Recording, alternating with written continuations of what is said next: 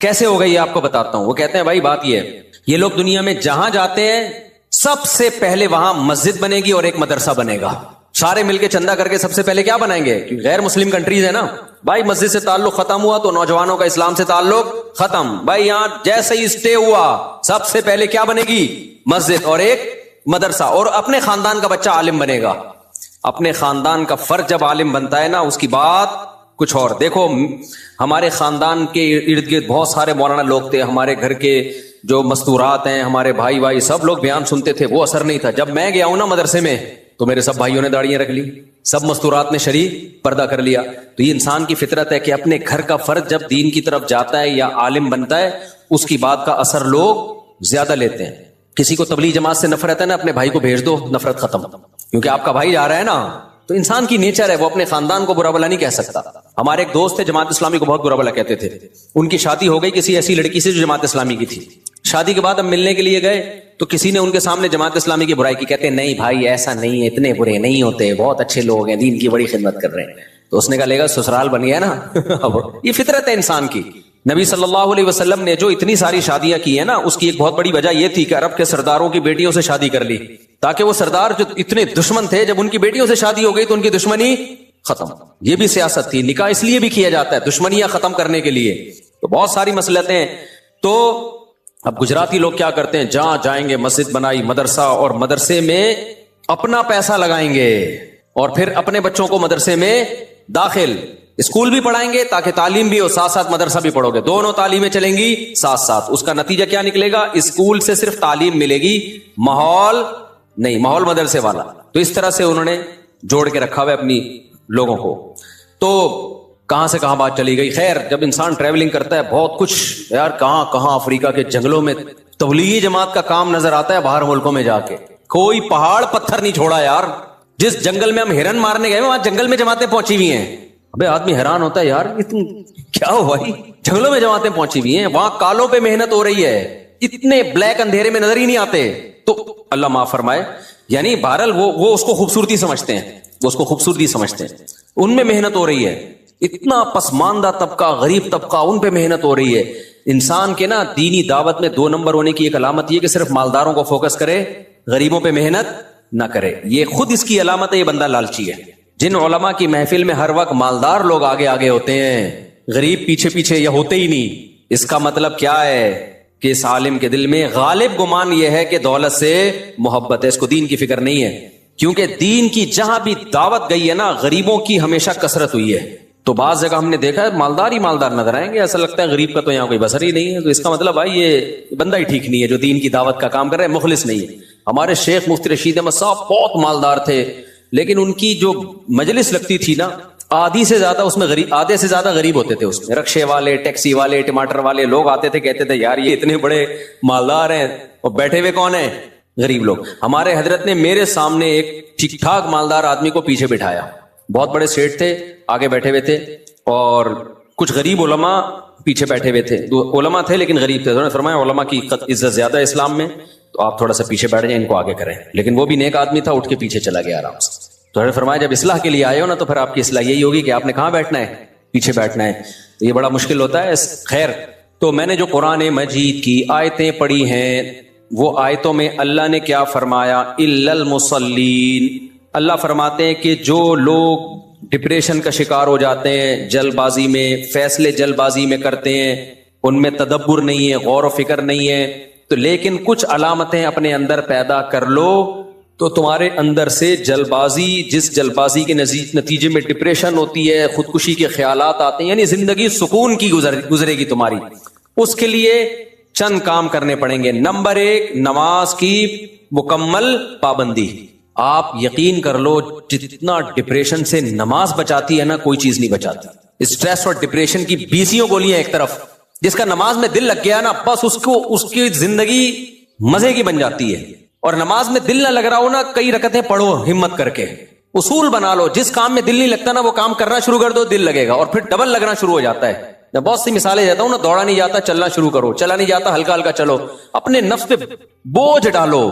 دیکھو یہ ٹینشن سے بچنا ایسی چیز ہے جو ٹینشن سے دور بھاگتا ہے نا ٹینشن اس کے پیچھے آتی ہے.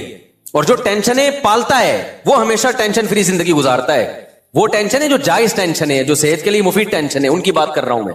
تو جو لوگ آپ نے دیکھا ہوگا محنتی ہوتے ہیں, سارا دن کام کاج میں مشغول رہتے ہیں, وہ خوش ہوتے ہیں, ہے یا نہیں؟ گھروں میں جو دو طرح کی خواتین ہوتی ہیں, ایک پھوڑ, نہ کام نہ کاج, کچن گندا پڑا ہوا ہے, واش روم پیمپر بچے کے اتارے یوں پھینک دیے. آپ دیکھنا ان خواتین کی طبیعت میں چڑچڑاپن بہت ہوتا ہے, جھنجھلانا.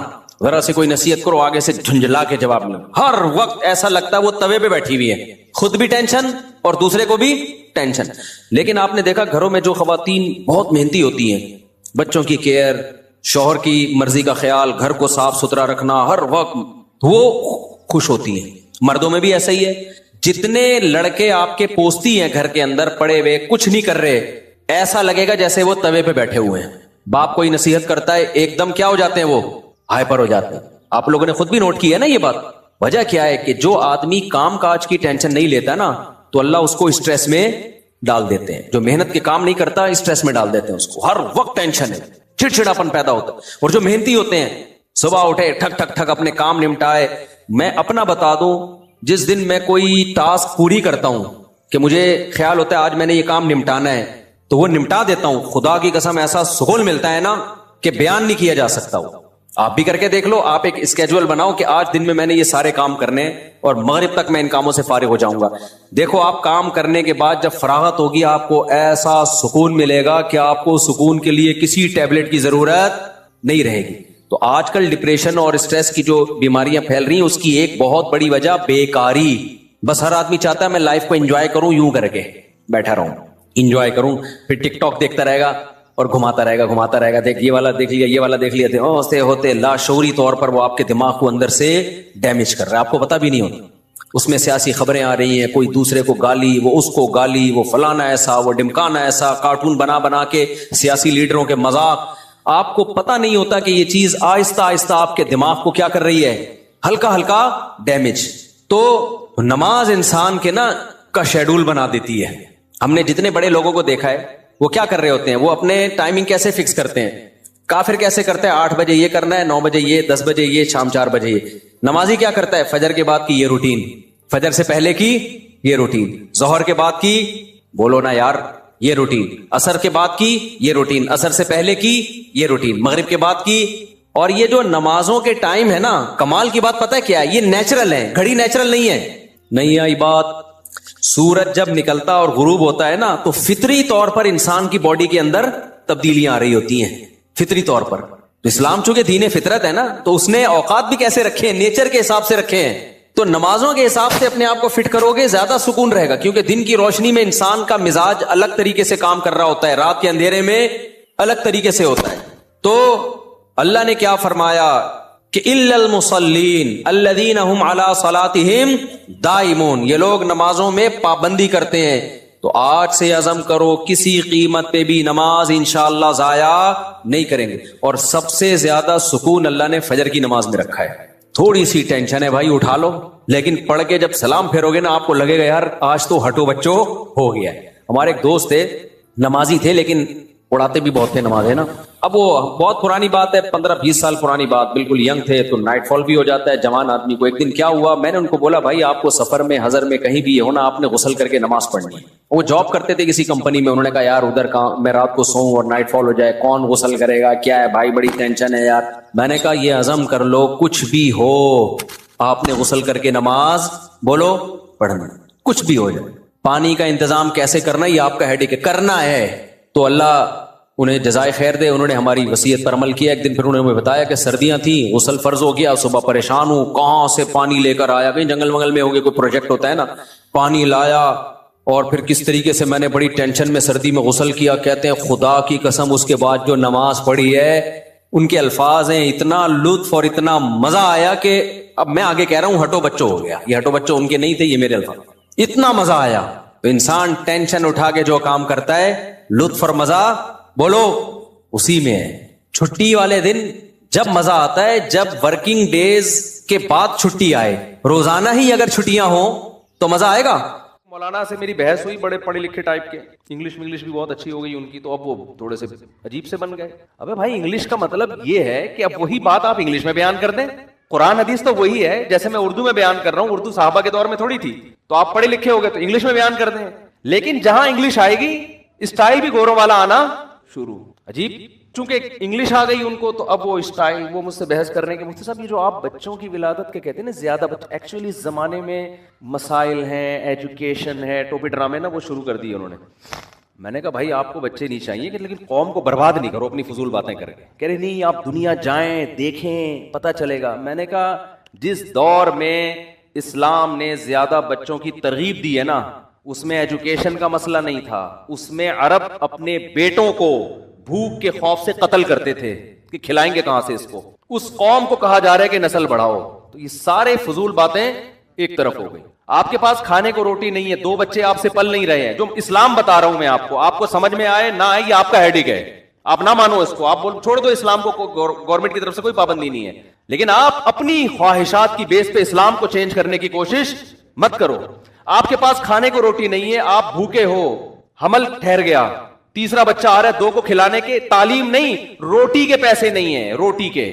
شروع میں روحانی عاملوں کا ذکر آ گیا نا، میرا میٹر شارٹ ہو گیا، پورا بیان اسی سٹائل میں ہوگا، ورنہ اچھا والا ہنس کھیل کے ہمارا بیان چلتا ہے. تو بلڈ پریشر ہائی ہو گیا تو اب ساری سیٹنگ پورے بیان کی. کتنا اچھا پچھلے ہفتے آرام سے میٹھے میٹھے انداز میں بیان ہوا تھا، کیونکہ ابھی ایک بڑے بزرگ کو ہم نے دیکھا کہ روحانی ڈرامے کے ساتھ بیٹھے ہوئے ہیں، تو اس پہ میں نے کہا یار بس یار اتنے بڑے آدمی کو کیا ہو گیا یار. تو وہ روٹی کے پیسے اگر آپ کے پاس نہیں ہے، روٹی کے، آپ کے لیے کھانا مشکل، تعلیم اگلی چیز ہے نا، پہلے تو روٹی ہے نا، اور حمل ٹھہر گیا، اس بیس پہ گرانے کی اجازت نہیں ہے کہ کھلاؤں گا کہاں سے. سمجھ میں آ رہی ہے بات؟ آپ کہہ سکتے ہو کہ اگر اللہ نے کھلانے کا وعدہ کیا تو مجھے کیوں نہیں کھلا رہا، میں کیوں بھوکا ہوں، آپ کہہ سکتے ہو نا. ارے قرآن کہتا ہے کہ اپنی اولاد کو اپنے ہاتھوں سے قتل مت کرو، نحن نرزقکم وإیاہم، ہم تمہیں بھی روزی دیں گے اور ان کو بھی. تو انسان کہتے ہیں اللہ روزی نہیں ہے تبھی تو ٹینشن میں ہوں، بے روزگاری، دھکے کھا رہا ہوں، ادھر جا رہا ہوں ادھر جا رہا ہوں، مسائل ہیں، اور تو کہہ رہے میں دوں گا.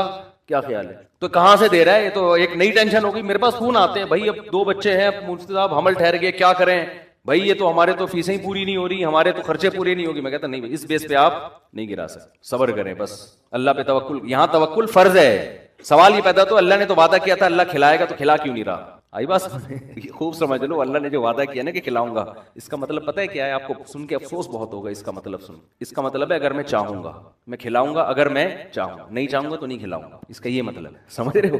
اب سوال پیدا ہوتا ہے اللہ پھر ایسے وعدے کا فائدہ کیا؟ یعنی یہ تو وعدہ ہی نہ ہوا نا. دیکھو قرآن میں جہاں بھی اس طرح کے الفاظ ہے نا، اللہ نے دنیا میں کسی چیز کا وعدہ کیا ہے، اس کے آگے انشاء کا لفظ خود بخود لگا ہوا ہے. مثال کے طور پر میں اور اس اشکال کو مضبوط کر کے بیان کرتا ہوں. قرآن نے صحابہ کرام کو کہا کہ جب مشرکین مکہ کو حرم سے نکال دو، جب مکہ فتح ہوا نا تو 4 مہینے ہیں یہ لوگ حرم میں رہ سکتے ہیں، اس کے بعد حدود حرم سے قیامت تک کے لیے حرم میں مشرک کا داخلہ ممنوع. صحابہ کو اشکال ہوا کہ اللہ ہم تو غربت میں آ جائیں کیونکہ ہماری تجارتیں ہیں ان سے. بھائی اگر بڑے بڑے تاجر مشرکین میں بھی تھے نا تو ہماری تجارتیں ہیں تو یہ غربت میں آ جائیں گے. تو اللہ نے فرمایا ان خفتم عائلۃ فسوف یغنیکم اللہ من فضلہ. انشاء ہے کہ نہیں ہے؟ اگر تمہیں غربت کا خوف ہے تو اللہ نے چاہا تو اپنے فضل سے تمہیں غنی کر دے گا. ایک ہی آیت. ابھی میں ان سب کا ایک مفہوم بیان کرتا ہوں، اس سے سارے اشکال حل ہو جائیں گے انشاءاللہ. فسوف یغنیکم اللہ من فضلہ ان شاء، اگر اللہ چاہے گا تو اپنے فضل سے تمہیں غنی کر دے گا. نکاح کے بارے میں بھی یہ الفاظ ہیں، نکاح کرو یہ نہ دیکھو کہ غریبوں کے امیر ہوں. کیوں؟ اللہ کہتے ہیں ان یکونوا فقراء یغنیہم اللہ من فضلہ، نکاح کر لو فقیر ہو گئے تو اللہ اپنے فضل سے غنی کر دے گا. سوال پیدا ہوتا ہے بعض تو ہم نے دیکھے ہیں کنوارے تھے تو پیسے والے تھے، شادی ہوتے ہی بعض ایسے، اگرچہ اکثریت ایسی نہیں ہے، اکثریت کے تو روزی میں اضافہ ہوتا ہے، لیکن بعض ایسے واقعات ہیں ادھر شادی ہوئی ادھر دیوالیہ نکل گیا، بیگم ہی چور تھی معاذ اللہ، وہ ساری جائیدادیں کھا گئی. بعض دفعہ تو یہ بھی ہوتا ہے نا. ارے بعض دفعہ ایسے ہوتا ہے آپ نے شادی کی، میرا بیان سن کے کہ یار اس سے مال میں کیا ہوگا، برکت ہوگی، اضافہ ہوگا. شادی کی بیگم صاحبہ کوئی خدا نخواستہ کوئی چور خاندان سے ان کا تعلق، ایسے لوگ ہیں ہمارے علم میں، پورا زیور کھا گئی، سونا کھا گئی جو مہر میں دیا تھا، اور بھی چیک سائن کروا کے پوری جائیدادیں کھا کے آپ روڈ پہ گٹر کے ڈھکن پہ بیٹھے ہوئے اور 4 شادیوں کے فضائل بیان کر رہے ہیں. ایسے واقعات بھی ہوتے ہیں. تو ظاہر ہے آپ کو خیال ہوگا کہ یار اگر اللہ نے تو وعدہ کیا ہے کہ میں نکاح پہ غنی کر دیتا ہوں تو یہ غنی تو نہیں ہو رہا ہے. ایسے واقعات ہیں. بچہ پیدا ہوا، پہلے ایک کا خرچہ نہیں تھا اور مسائل کھڑے ہو گئے، ایسے واقعات ہوئے ہیں. سمجھ میں نہیں آ رہی میرا خیال ہے بات. اسی طرح قرآن کہتا ہے وما من دابۃ الا علی اللہ رزقها, زمین پہ کوئی چوپایا ایسا نہیں ہے جس کا رزق اللہ کے ذمے نہ ہو. لیکن ہم دیکھتے ہیں جانور بھوک سے مرتے ہیں, سمجھتے ہو, جانور بھی بھوک سے مرتے ہیں, ایسے جانور ہیں, انسانوں کی خطاؤں سے بھی مرتے ہیں. تو خوب سمجھ لیں قرآن میں جہاں بھی اس قسم کے وعدے ہیں اس کا مطلب ہے اگر میں چاہوں گا. اب سوال پیدا ہوتا ہے کہ اگر اللہ کے چاہنے سے یہ تو پھر وعدہ تو وعدہ نہ رہا نا. دیکھو آپ نے کسی مزدور کے ذمے ایک کام لگایا, مزدور کو آپ نے کہا کہ یار یہ 10 فٹ کا گڑھا کھود دے, میں تجھے 1 کروڑ روپے دوں گا. پہلے آپ نے کہا میں تجھے 1 لاکھ روپے دوں گا, اس نے کہا نہیں. آپ نے کہا چل 1.5 کر لے, اس نے کہا نہیں. آپ نے کہا 1 کروڑ دوں گا. ایک دم جوش میں آئے گا نا, اور ایک دم جوش میں آئے گا یار 10 فٹ گڈھے کے 1 کروڑ. آپ نے کہا اگر میں چاہوں گا, وہ کھودے گا. نہیں آئی بات سمجھ, وہ کہے گا بھائی تو چاہے گا کیا مطلب, اگر تو نہیں چاہ. میں نے ایک صاحب سے پیسے کوئی چیز بیچی نا, تو پتہ نہیں 1 لاکھ کی تھی 1.5 لاکھ کی تھی. انہوں نے کہا میں آپ کو کل پیمنٹ دوں گا. میں نے کہا بھائی آپ مجھے کیا پتا یار, میں آپ کو جانتا نہیں ہوں, آپ مارکیٹ سے شارٹی ہو جاؤ. ہم بعض دفعہ اپنا بکرے بیچ کے آ رہے ہوتے ہیں, دمبا کسی کو پہنا کے آ رہے ہوتے ہیں, لوگ ہمیں پہناتے ہیں, پھر اپنے دوسروں کو پہنانا پڑتا ہے ہمیں, ٹھیک ہے. تو کہتے نہیں اللہ نے چاہا تو میں کل دے دوں گا. میں نے اگر اللہ نے نہیں چاہا تو میں کیا کروں گا بتا, میں تجھے کہاں تلاش کروں گا. اگر مجھے یقین ہو کہ اللہ چاہے گا کہ تو مجھے دے گا, اللہ چاہے گا کہ تو مجھے دے گا, تو میں 1 دن کیا میں 1 مہینہ انتظار کر لوں گا. لیکن اگر اللہ نے نہیں, اللہ نے تو مجھے نہیں بتایا کہ میں چاہوں گا کہ نہیں چاہوں گا. اگر اللہ نے نہیں چاہا تو میں تو تجھے فون کروں گا بھائی میرے پیسے دے, تو کہے گا اللہ نے چاہا ہی نہیں, کیا کہ ہمیں کیا ملے گا. اب جب ہم لوگوں کے بارے میں یہ بات سوچتے ہیں یار یہ کیوں اٹک رہا ہے یہاں پہ, یہ اللہ نے چاہا نا تو ہمارا مائک سسٹم ایک دن انشاءاللہ ٹھیک ہو جائے. تو اب شکر ہے صحیح ہو گیا, صحیح ہو گیا, بس بیٹھ جاؤ, بڑے خراب نہ ہو جائے. تو اب سوال پیدا ہوتا ہے کہ اللہ نے جو اتنے وعدے کیے, یہ کرو گے تو یہ ملے گا, یہ دنیا کے وعدے, تو اس میں علماء کہتے ہیں ہر وعدے کے ساتھ یہ جڑا ہوا ہے انشاء. اللہ نے رزق کا وعدہ کیا, اللہ کے ذمے ہے, اور اللہ دے گا بشرطے کہ اللہ چاہے گا. تو اب اللہ چاہے گا ہی, پر جب چاہت پر ہی ہے تو پھر مطلب کیا ہوا. تو یاد رکھو یہاں جو اللہ چاہے گا مطلب وہ نہیں ہے جو ہم سمجھ رہے ہیں, اس کا وہ مفہوم نہیں ہے جو ہم کلام الناس میں عام لوگوں کے کلام میں مفہوم لیتے ہیں. علماء کہتے ہیں جہاں بھی قرآن میں آتا ہے نا, قرآن میں آیا کہ مشرکین کو حدود حرم سے نکال دو, غربت کا خوف ہے تو اللہ چاہے گا تو غربت دور کر دے گا. تو یہاں اصل میں یہ سمجھایا جاتا, نکاح کرو, فقر کا خوف ہے تو اللہ چاہے گا تو فقر دور کر دے گا. یہاں اصل میں یہ فلسفہ سمجھایا جا رہا ہے کہ غنا اور غربت اس کا نکاح سے تعلق نہیں ہے, اس کا اللہ کی چاہت سے تعلق ہے. اگر نکاح اس خوف سے نہیں کیا کہ میرے پاس پیسے جمع ہو جائیں گے تو اللہ چاہے گا تو ہوں گے, نہیں چاہے گا تو نہیں ہوں گے. تو اللہ کی چاہت حاصل کرنے کے لیے وہ کام کرنا جو اللہ کی مرضی کے خلاف ہو, تو اس میں اللہ کہاں چاہے گا, اور اگر چاہے گا تو تمہارے نقصان کے لیے چاہے گا. پھر وہ سمجھ میں آ رہی ہے بات کہ نہیں آ رہی. اس کا تعلق کیلکولیشن سے, اسباب سے نہیں ہے, اس کا تعلق کس سے, اللہ کی چاہت سے. تو جب آپ کو پتا ہے کہ اس کی جیب سے پیسے میں اس کی مرضی کے بغیر نہیں نکال سکتا, تو اس کو اس کی نافرمانی کر کے اگر میں پیسے نکال بھی لیے میں نے, تو وہ پیسے مجھے راس نہیں آئیں گے, وہ میرے لیے فائدے کے بجائے نقصان. اور اگر اس کو خوش کر لیا اور یہ پیسے مجھے نہیں دے رہا, مجھے پتا یہ غیرت مند آدمی ہے, احسان فراموش نہیں ہے, اس کا مطلب نہ دینے میں میرا ہی فائدہ ہے, یہ مجھے کسی اور طرح سے آزما رہا ہے. سمجھ میں نہیں آ رہی بات, میرا خیال ہے.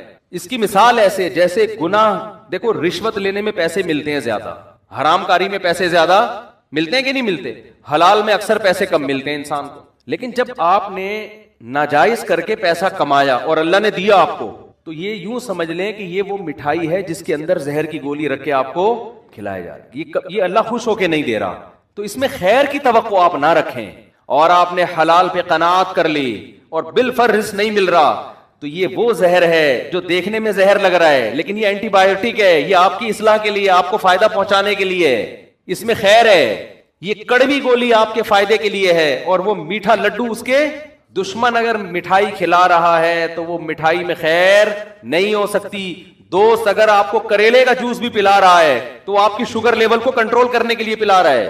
نہیں آئی بات, میرا خیال ہے سمجھ میں. تو یہ جو قرآن کہتا ہے نا نکاح کرو, اگر غریب ہو گئے اللہ مالدار کر دے گا, اس کا مطلب ہے کہ دولت اور امیری کا تعلق اللہ کی چاہت سے زیادہ ہے, شادی بیاہ سے نہیں ہے. تو اگر تم نکاح نہیں کرو گے, عین ممکن ہے اللہ اس سے بھی زیادہ غریب کر دے, اس سے بھی زیادہ غریب. اور نکاح کرنے کے بعد بھی اگر غریب کر رہا ہے تو چاہتا تو اللہ تم امیر کرنا تھا, کیونکہ اللہ نے وعدہ امیری کا کیا ہے. لیکن اگر غریب کر رہا ہے اس میں کوئی مصلحت ہے, وہ مصلحت تمہیں بنانا, تمہارے گناہوں کو معاف کرنا, تم میں توکل پیدا کرنا اور ناکامی کے نقشوں میں کامیابی پیدا کرنا ہے. دیکھو اس کی سادہ سی مثال میں آپ کو بتاؤں, قرآن میں اس کی بہت مثال ہے اس فلسفے کو سمجھانے, کیونکہ ایمان سے اس کا تعلق ہے. جب ایمان نہیں ہے تو یہ چیزیں سمجھ میں نہیں آئیں گی. اس کی بہت آسان مثال, موسیٰ علیہ الصلاۃ والسلام کے بارے میں قرآن کہتا ہے کہ فرعون کے محل میں رہ کر بھی انہوں نے اللہ کی اطاعت کی, اللہ کی نافرمانی بولو نہیں کی نا نافرمانی. اگر موسیٰ علیہ السلام فرعون کی بات مان کے چلتے تو فرعون کے محل میں بڑا زبردست ٹھکانہ ملتا. آپ کو کیا خیال ہے؟ عزت ملتی, شہرت ملتی, سب کچھ. لیکن قرآن کہہ رہا ہے فلما بلغ اشدہ واستوى آتیناہ حکما وعلما وکذالک نجزی المحسنین. جوانی کی دہلیز پر قدم رکھا, ہم نے علم اور حکمت سے نوازا. ہم نیک لوگوں کو ایسے ہی علم اور حکمت دیتے ہیں. پیسے نہیں ملے, کیا مل رہا ہے؟ علم اور حکمت. تو نیکی کے صلے میں علم اور حکمت مل رہی ہے. اب آپ دیکھیں کام بظاہر سارے الٹے ہونا شروع. ایک تو فرعون کو پتا چل گیا کہ یہ بنی اسرائیل کے ہیں, وہ ویسے ہی ہوشیار ہو گیا ان سے. فرعون ہوشیار ہو گیا کہ نہیں ہو گیا؟ یار یہ تو بنی اسرائیل کا بچہ میں نے پالا ہے, یہ تو میرے دشمن قوم کا ہے. اب ہونا یہ چاہیے تھا موسیٰ علیہ السلام سے کوئی ایسا کام نہ ہوتا جس سے فرعون کی دشمنی میں کمی کے بجائے اضافہ ہو. ایسا ہی ہونا چاہیے نا, لیکن کام سارے الٹے ہو رہے ہیں.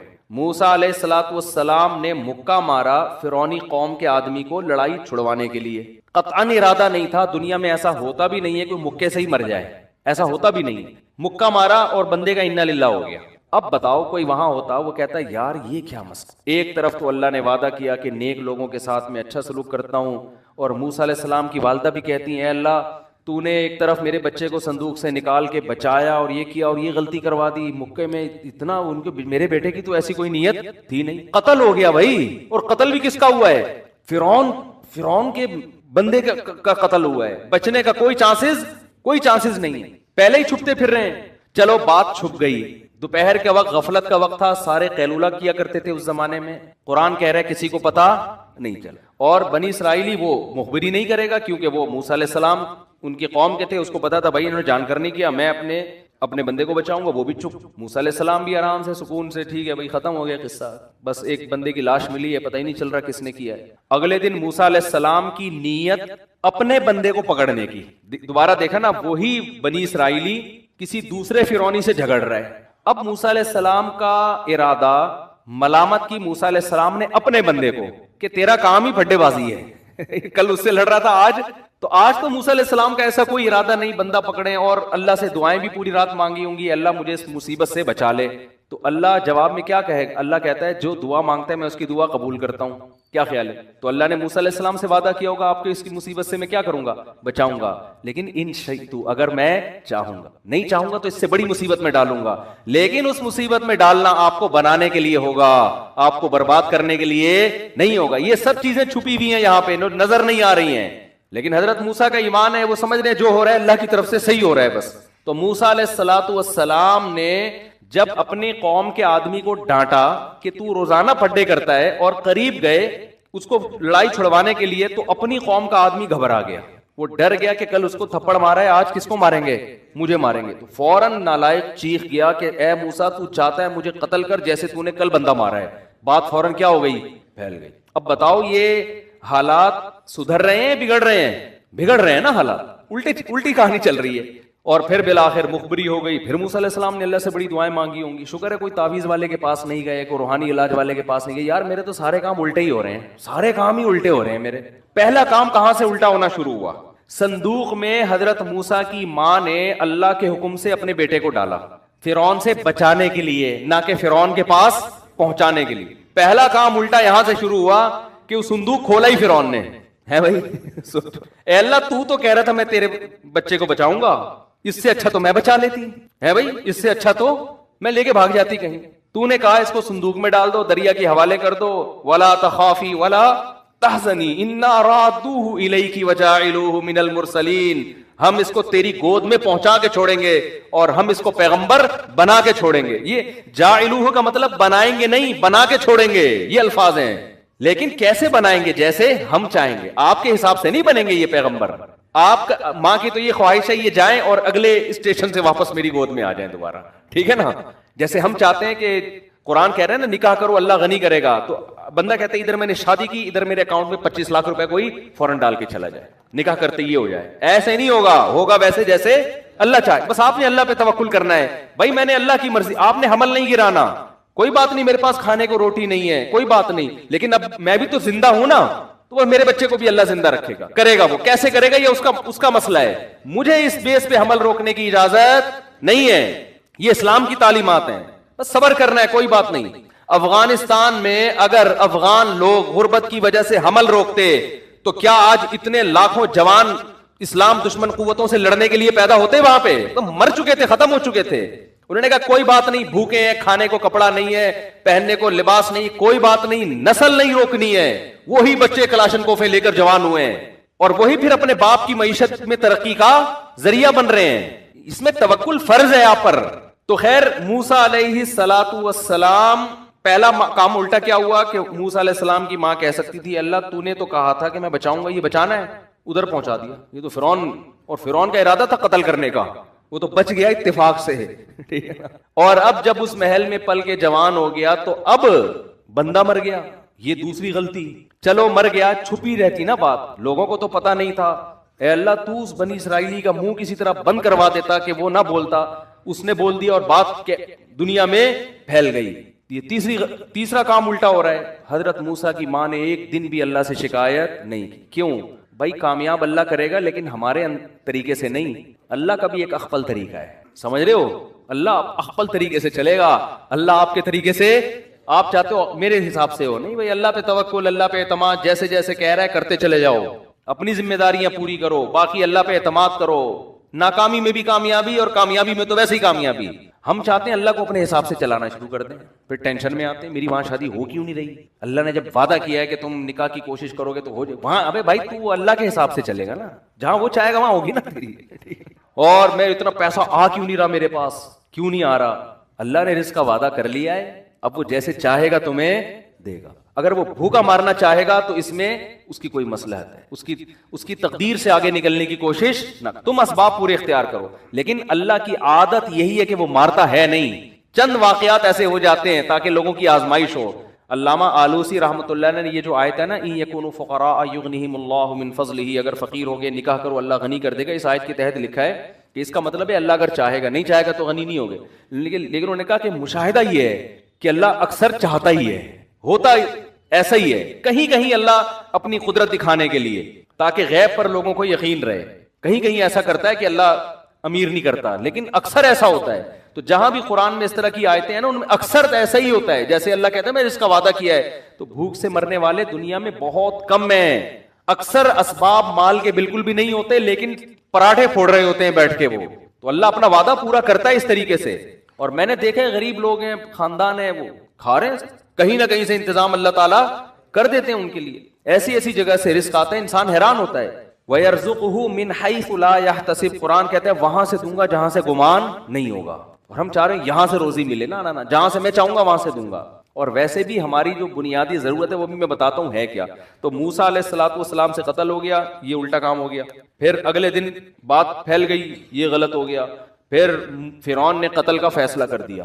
یہ سارے کام کیا ہو رہے ہیں؟ موسیٰ علیہ السلام کہہ سکتے ہیں میں تو دعائیں مانگ رہا ہوں، اللہ تو بات بھی لیک آؤٹ ہو رہی ہے اور میرے قتل کے فیصلے بھی ہو رہے ہیں، تو میری تو دعائیں قبول نہیں ہو رہی، کسی نے کچھ کر دیا یقیناً، یہ تو پکا ہماری لگتا ہے وہ دن خالہ آئی تھی گھر میں، وہ ایسے دیکھ کے گئی تھی، ان کا مسئلہ ہے، کچھ تکیے کے نیچے رکھا تھا انہوں نے، مجھے لگ رہا ہے سارا وہاں سے سیٹ اپ خراب ہو رہا ہے۔ کچھ بھی نہیں، وہ کہہ رہے ہیں بھائی جو اللہ کا کام ہے وہ اللہ کرے گا، جو میرا کام ہے میرا کام ہے بھائی اس سے بچو، اس مصیبت، تو اب میں موسٹ وانٹیڈ بن گیا ہوں، مجھے یہاں سے جانا پڑے گا، نکلو یہاں سے۔ ابھی نبوت نہیں ملی تو وہاں سے نکل گئے، اب کہاں جائیں پتہ ہی نہیں چل رہا، مدین کی طرف چلے گئے، اتنا لمبا سفر، لیکن اور زندگی کا اس کے علاوہ اور کوئی سبب نہیں ہے، ورنہ تو یقیناً قتل کیے جائیں گے۔ تو اب جیسے تیسے بھائی جاؤ رسک لو، مدین پہنچے ہیں۔ اب کل ایک وہاں مکہ مکرمہ سے تبلیغی جماعت میں ایک بڑے عالم آئے، بڑی زبردست بات کی انہوں نے بیان میں، مکہ سعودی ہیں، وہ 40 سال سے تبلیغ میں لگے ہوئے، تبلیغ میں سعودی عرب کے عرب بہت زیادہ ہیں، تو انہوں نے بڑی پیاری بات کی، انہوں نے کہا دیکھو اللہ سے ہوتا ہے، اللہ کے غیر سے، تبلیغ والے یہی کہتے رہتے ہیں نا، اس کے لیے بڑی پیاری مثال دی انہوں نے موسیٰ علیہ السلام۔ انہوں نے کہا آپ بتاؤ آپ کے گھر میں کوئی ایسا رشتہ لے کر کوئی بندہ ہے رشتہ لینے کے لیے جو دوسرے کنٹری کا ہو اور موسٹ وانٹیڈ ہو، وہاں سے بھاگا ہوا ہو، اس ملک میں اس پہ قتل کا مقدمہ ہو، روزگار نہ ہو اس کے پاس، اس کے نہ ابا آئیں نہ اماں آئیں نہ بہن نہ بھائی، ایسے اجنبی اگر شادی کرنا چاہے گا ہو جائے گی اس کی شادی۔ یہاں تو پڑوسیوں کو نہیں دے رہے ہوتے لوگ، 30 سال سے جانتے ہیں، لوگ کہیں گے بھائی تو پہلے شناختی کارڈ دکھا، नादरा से वो कंफर्म करेंगे बंदा ये अंगूठे के हिसाब से यही शनाख्ती कार्ड बनता भी है कि नहीं बनता, बिल्कुल अजनबी। लेकिन मूसा अलैहिस्सलाम, हर इंसान की जरूरत है भाई, निकाह तो हर आदमी की जरूरत है ना, वरना बुराइयों की तरफ जाएगा वो। तो मूसा अलैहिस्सलाम की भी जरूरत, और मूसा अलैहिस्सलाम कितनी टेंशन में कि यार मेरा तो यहाँ कोई इंतजाम हो ही नहीं सकता। लेकिन जो काम उनके करने का है उसमें कोताही नहीं कर रहे। जो अल्लाह के करने का है वो किस पे छोड़ा हुआ है? अल्लाह पे। उनके करने का काम था भाई खिदमत कर लो। फिलहाल खिदमत की 2 लड़कियों की, उन्होंने अब्बा को जाके बताया, अब्बा ने घर बुला लिया।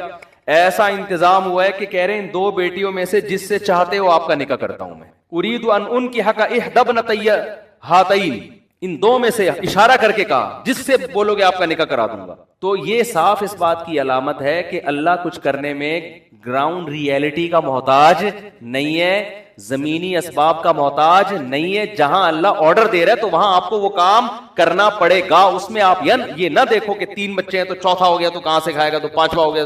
ये अल्लाह का हुक्म है भाई, अल्लाह पे तवक्कुल करो। वो चाहेगा आपके मुंह से निवाला छीन लेगा, एक भी बच्चा नहीं होगा आपका। आप कमा रहे होगे, सड़कों पे सो रहे होगे। वो नहीं चाहेगा तो आपके 25 बच्चे होंगे, सबको खिलाएगा, वो कबाब पराठे खिलाएगा सुबह शाम।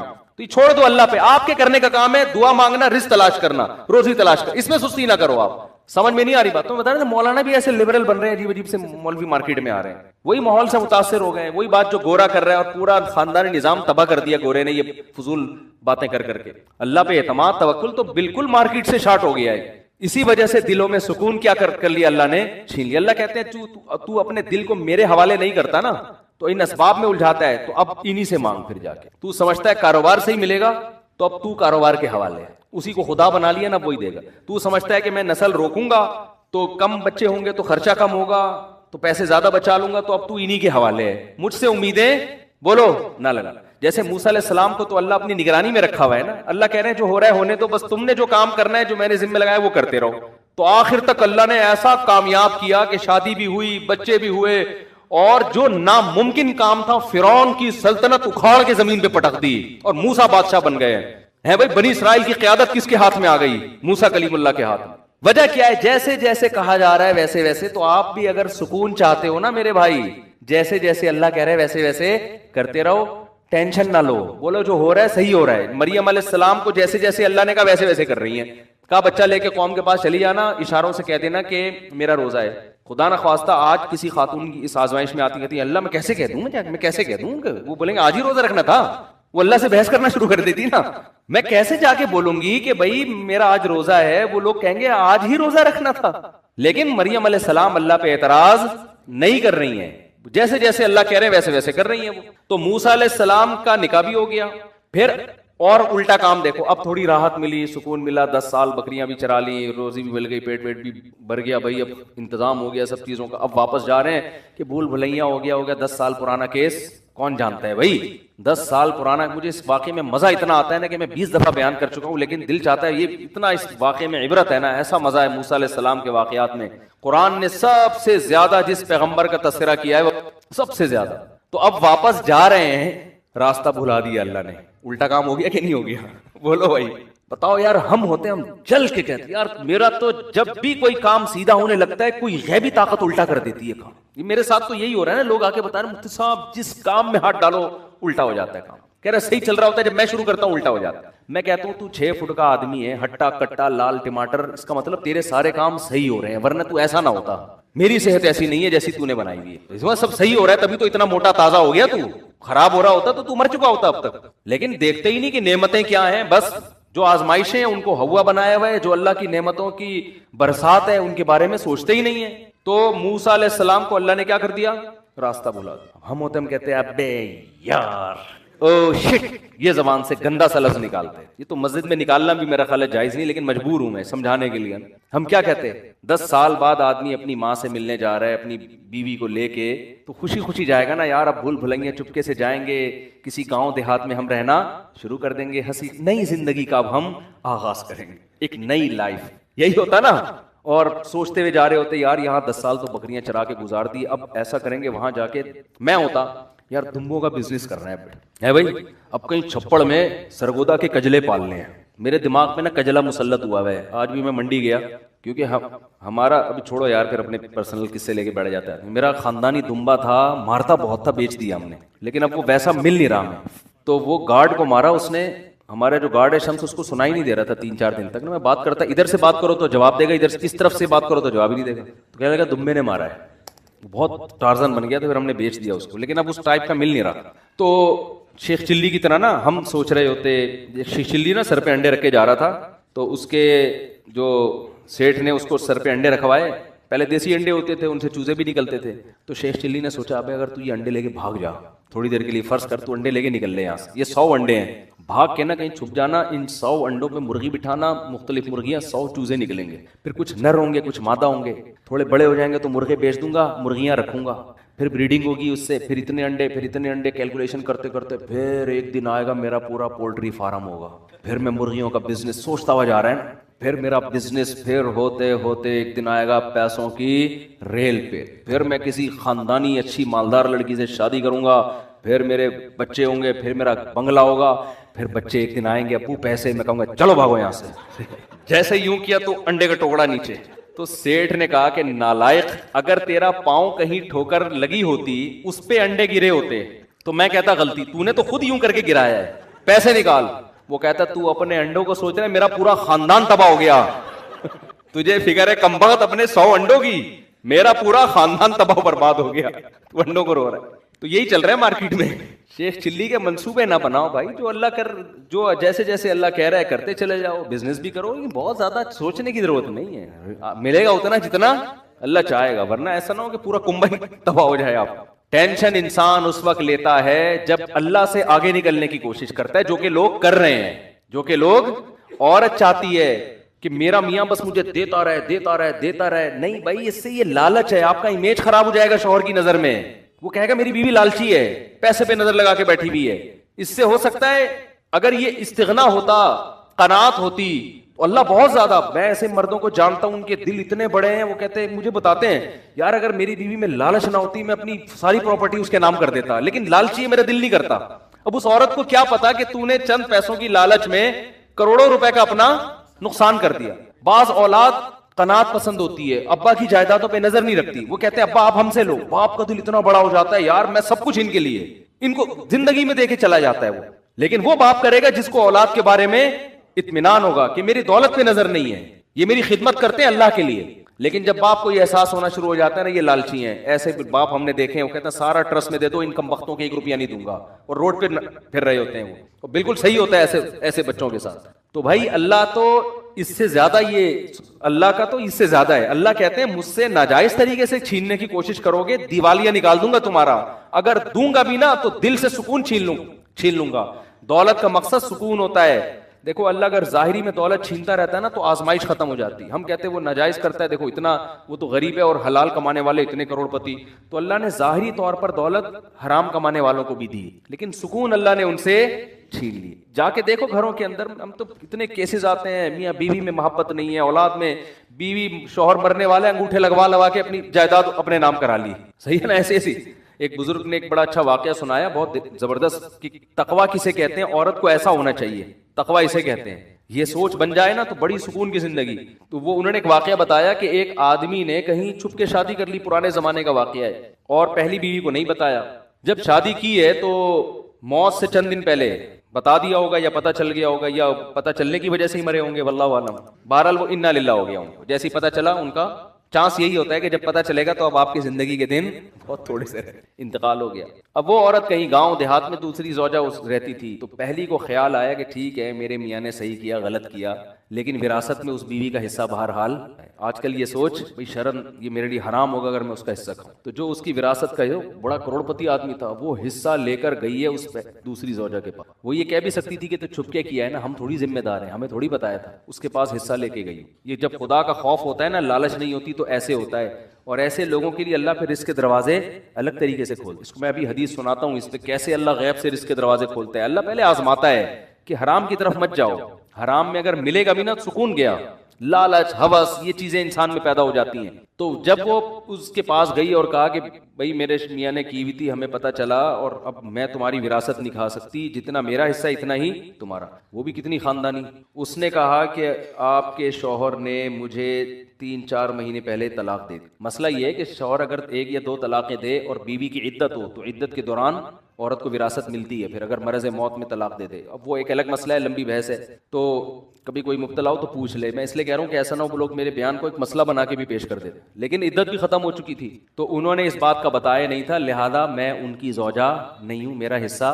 کیسی خاندانی عورتیں تھیں کہ نہیں تھیں, وہ الگ بات ہے. ٹینشن سے میاں مر گیا وہ الگ, وہ تو عورت نہیں پسند کرتی نا, یا ہو سکتا ہے کسی اور وجہ سے مرا ہو. لیکن ہونا یہی چاہیے معاشرے میں, بھائی جو میرا حصہ نہیں ہے وہ میں کسی قیمت پہ نہیں لے سکتا. ایک خاتون نے مجھے امریکہ سے فون کیا کہ میرے شوہر نے مجھے ڈیورس دی ہے, تو وکیل یہ کہہ رہا ہے, عدالت قانونی حق یہ کہ آدھی پراپرٹی میرے شوہر کی اب کس کے نام ہوگی, بولیں میرے نام, اور میرا شوہر ایسا, میرا شوہر ویسا, میرا وہ بڑا ظلم بیان کر رہی تھی. میں نے کہا آپ کا شوہر جیسا بھی تھا, نالائق تھا, ظالم تھا, جب اس نے آپ کو طلاق دے دی تو شریعت کی روح سے اب عدت کا خرچہ اور مہر کا خرچہ, اس کے علاوہ آپ کچھ اور لینے کی مجاز.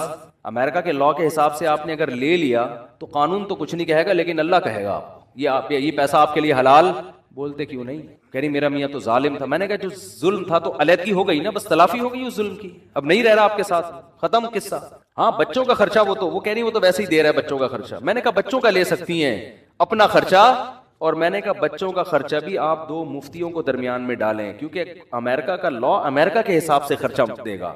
شریعت کس کے حساب سے مانگے گی خرچہ, اسلام کے حساب سے مانگے گی. تو اتنا خرچہ لینا جائز ہے جو شریعت کی روح سے صحیح بنتا ہو, اس سے زیادہ بچوں کا بھی نہیں لے سکتی, اپنا تو لے ہی نہیں سکتی. وہ خاتون میں اللہ کا خوف تھا, انہوں نے کہا میں اپنی پورا کیس ختم کر دوں, مجھے نہیں چاہیے حرام پیسہ. لیکن یہ میرے پاس 18-20 بلکہ فتویٰ تو میں جب سے 20 سال ہو گئے مجھے فون پہ مسائل بتاتے ہوئے, 20 سال میں ایک کیس آیا ہے ایسا. سمجھ میں آ رہی ہے بات. لیکن جہاں مرد کو موقع ملتا ہے پیسہ ہتھیانے کا, مرد نہیں چھوڑتا. جہاں عورت کو موقع ملتا ہے عورت, اور وہ تو کہتے ہیں اب تو قانون ہے. بھائی یہ قانون پہلے خدا کا قانون ہے, خدا نے, اللہ نے قرآن میں بیان کیا ہے عورت کتنا پیسہ لے سکتی ہے, کتنا نہیں لے سکتی. یہ ساری چیزیں قرآن نے بیان نہ کی ہوتی پھر آپ کہتے, تو قرآن ڈیفائن کر چکا ہے. قرآن سے آگے آپ کیوں نکل رہے ہیں بھائی, اللہ سے آگے کیوں نکل رہے ہیں. قرآن کے الفاظ دیکھو, فلا وربک لا یؤمنون حتی یحکموک فیما شجر بینہم. اے نبی تیرے رب کی قسم یہ اس وقت تک مومن نہیں ہو سکتے جب تک شریعت سے فیصلہ نہ کروائیں. جب تک آپ اسلام سے فیصلہ نہیں کرواتے اللہ نہیں مانتا. ایسے تو لا الہ الا اللہ پڑھنے پر گورنمنٹ نے کوئی پابندی تھوڑی لگائی ہے. گورا 100 دفعہ پڑھ لے گا لا الہ الا اللہ محمد رسول اللہ, وہ کیوں نہیں پڑھ کے دے رہا, اس کو پتا ہے بھائی یہ سارا اسلام کو فالو کرنا پڑے گا. آپ صلی اللہ علیہ وسلم کے چچا ابو طالب کلمہ کیوں نہیں پڑھا انہوں نے, موت کے وقت نبی صلی اللہ علیہ وسلم کہہ رہے ہیں ایک دفعہ پڑھ لے. ان کو پتا ہے پڑھنے کا مفہوم کیا ہے, مطلب یہ کہ پھر میں اپنا دین چھوڑ دیا, اس دین کو فالو کروں گا. آج پڑھتے جا رہے ہیں, کلمہ بھی پڑھتے جا رہے ہیں, لیکن اس کا نہ مفہوم سمجھ رہے ہیں, نہ اس کا مطلب سمجھ رہے ہیں, نہ اس کو فالو کر رہے ہیں. خیر جلدی سے بات کو سمیٹ کے ختم کروں. اب دیکھو ایک اور الٹا کام کیا ہو گیا, موسیٰ علیہ السلام راستہ بھول گئے. ہم کہتے ہیں او یار شٹ یہ کیا ہو گیا یار, ٹینشن ہو گئی. ابے بیگم بھی بولتی مروا دیا, میرے ابا نے اجنبی بندے سے میری شادی کرا کے مجھے مروا دی. میں ابا سے کہہ رہی تھی ابا بندہ آئی ڈی کارڈ تو چیک کرو اس کا. ابا کیا کہہ رہے ہیں, دیکھو بیٹا کوئی اس ملک میں کسی کمزور کی خدمت نہیں کر رہا تھا, یہ مسافر تھا, اس نے میری بیٹیوں کی خدمت کی بغیر کسی لالچ کے, یہ اس کی علامت ہے. یہ بندہ کیا ہے, 1 نمبر. ابا ان چیزوں کو فوکس کر رہے ہیں نا. پھر بیٹا یہ جب تم اس کو لے کر آئی ہو اس نے نظر اٹھا کے تمہاری طرف نہیں دیکھا, یہ شریف آدمی. بیٹا یہ امانت دار ہے, تم نے خود کہا نظر نیچی اس کی. جو کسی کی بہن بیٹی میں خیانت نہیں کر رہا وہ بیوی کے حقوق میں کیسے خیانت کرے گا, ہے بھائی. اور اہم بات یہ اس نے اس پر کوئی اجرت نہیں مانگی ہم سے, اللہ کے لیے خدمت کی ہے, اور صحت مند بھی ہے. اگرچہ کما نہیں رہا لیکن جو صحت مند ہوتا ہے وہ جب چاہتا ہے کما لیتا ہے. دیکھو 2 چیزیں رکاوٹ بنتی ہیں, یا تو صحت نہ ہو پھر انسان نہیں کما سکتا, یا صحت مند تو سست ہو.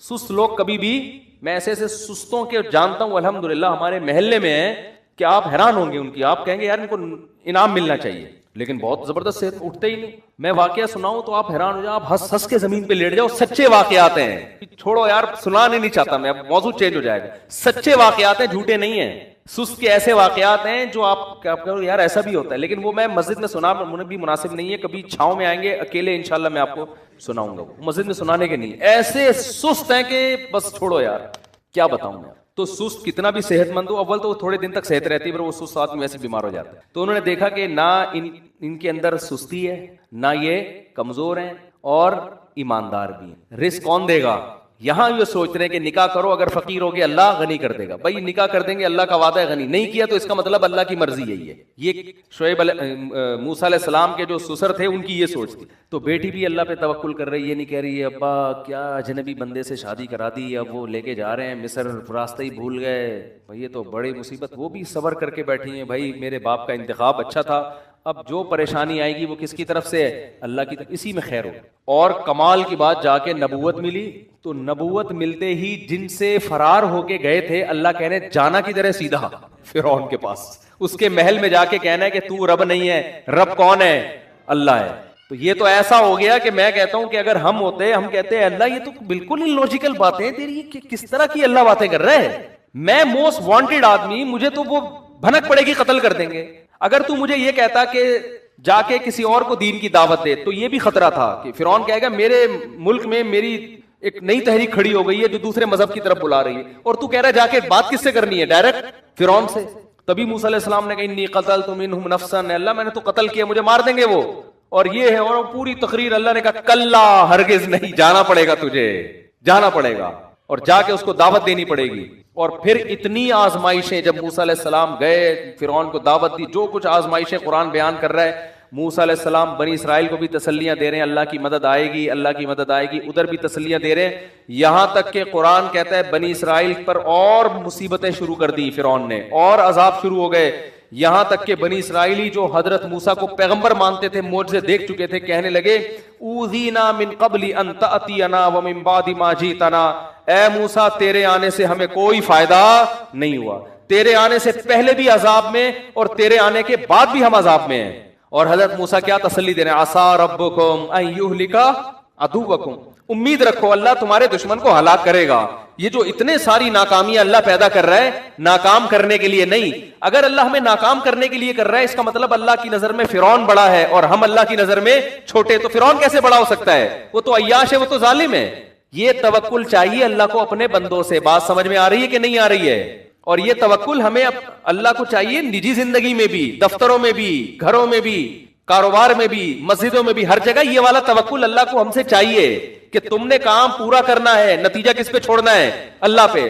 غلط بھی ہو رہا ہے تو بس صحیح ہو رہا ہے, سمجھ میں نہیں آ رہی میرا خیال ہے بات, غلط بھی ہو رہا ہے تو صحیح ہو رہا ہے بس, پھر سکون بھی ملے گا, پھر صحیح بھی ہونا شروع ہو جائے گا, ورنہ غلط ہی ہوتا رہے گا.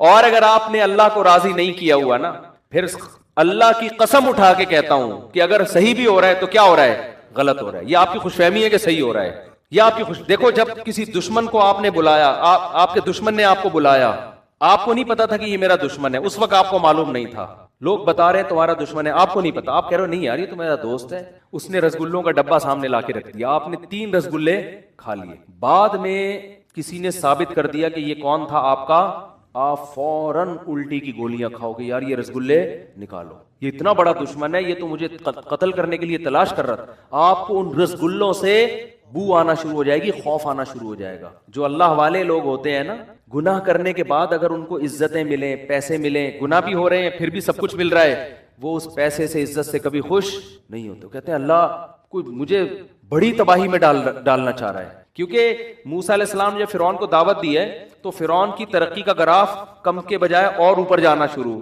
اور بنی اسرائیل پر ظلم کا گراف وہ بھی اوپر جانا شروع, یعنی وہ اور تنزل کی طرف جانا شروع ہو گئے. لیکن موسیٰ علیہ السلام تسلیاں دے رہے ہیں کہ صبر کرو, اللہ تمہیں حکومت دے گا. ان الارض للہ, دیکھو زمین اللہ کی ہے, یرثھا من یشاء,